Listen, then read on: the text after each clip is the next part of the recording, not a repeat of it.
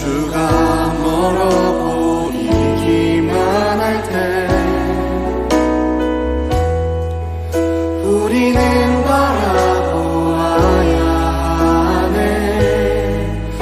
우리에게 오셨던 그 주님을 주님이 우리의 아픈 마음을 아시네. 가까이서 우리의 아픔에 공감하시네.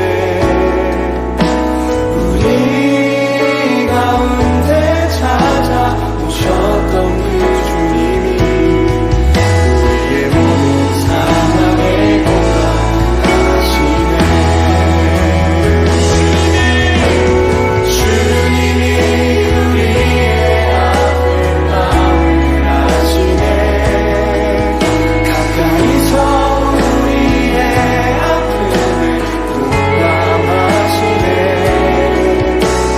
우리 가운데 찾아오셨던 그 주님이 우리의 모든 상황에 공감하시네.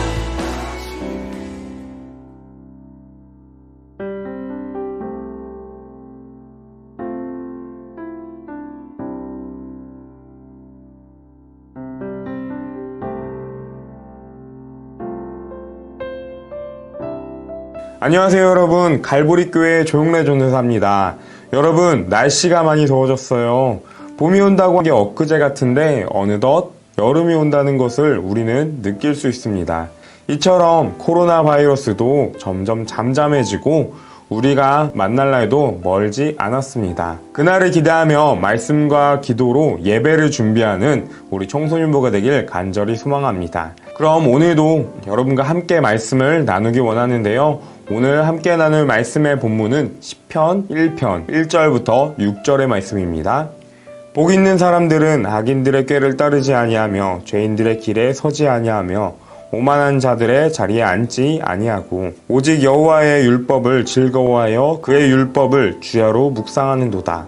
그는 시냇가에 심은 나무가 철을 따라 열매를 맺으며 그 잎사귀가 마르지 아니함 같으니 그가 하는 모든 일이 다 형통하리로다. 악인들은 그렇지 아니하며 오직 바람에 나는 겨와 같도다. 그러므로 악인들은 심판을 견디지 못하며 죄인들이 의인들의 모임에 들지 못하리로다. 무릇 의인들의 길은 여호와께서 인정하시나 악인들의 길은 망하리로다. 아멘.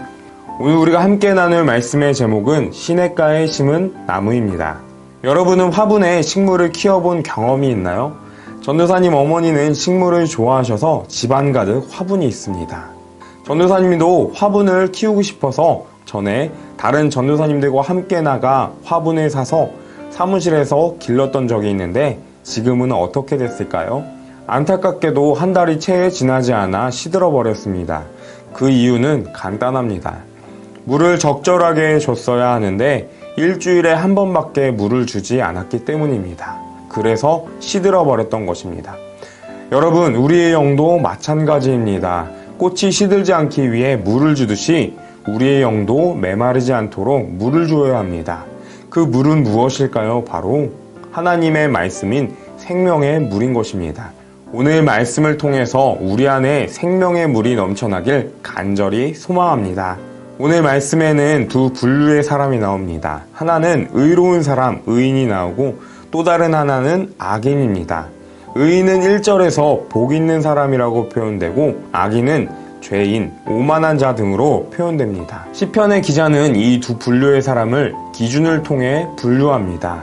이 기준은 여호와의 율법입니다. 복 있는 사람으로서 무엇보다 중요한 첫 번째는 여호와의 말씀을 주야로 묵상하는 것입니다.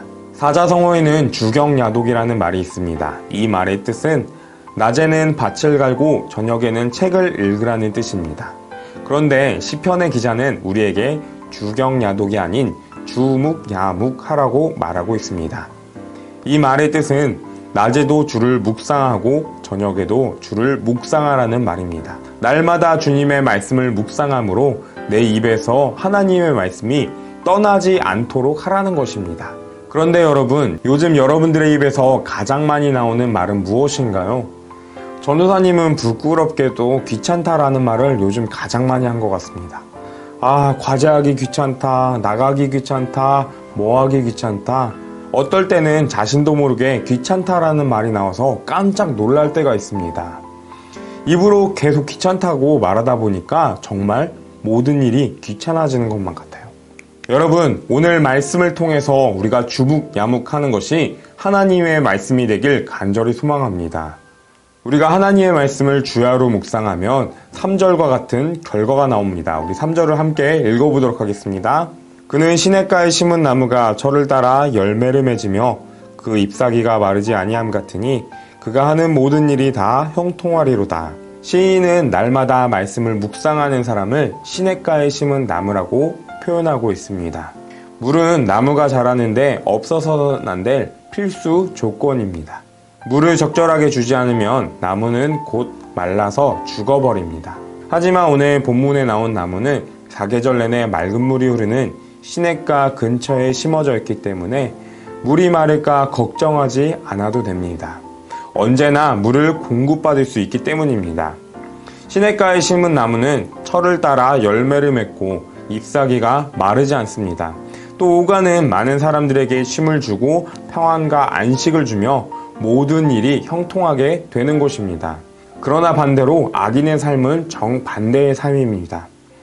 악인은 시냇가에 뿌리 깊게 자리 잡은 나무와 같지 않고 바람에 나는 겨와 같습니다. 그리고 악인은 결국에 멸망하게 된다는 것입니다.